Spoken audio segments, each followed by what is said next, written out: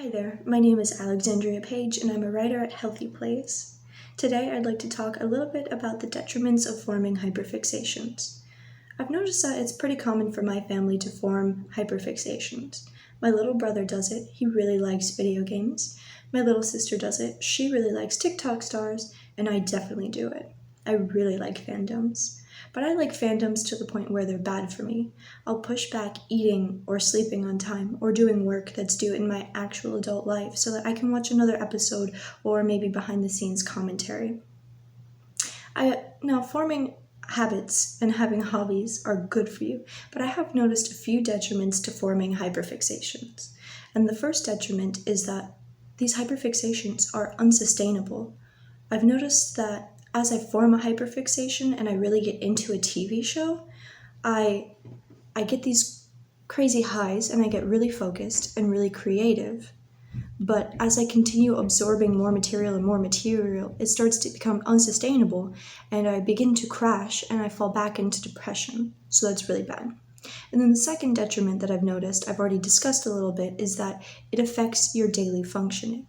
You might start to push back showering or eating or doing work so that you can watch more TV or you can watch more TikTok or you can play more video games, and that's not good either. And the third detriment that I've noticed is that it can start to absorb your potential. As you're spending all of this time absorbed in a fictional world, in a fictional reality, you stop spending less time in this one, and therefore you don't take the necessary steps that you must be in order to be living the most fulfilling life. Now, there's two main ways that I've managed to steer clear of most of my hyperfixations. And the first one is just by using moderation. Just watching an episode or two and then moving on and focusing on something else and getting my brain off of that.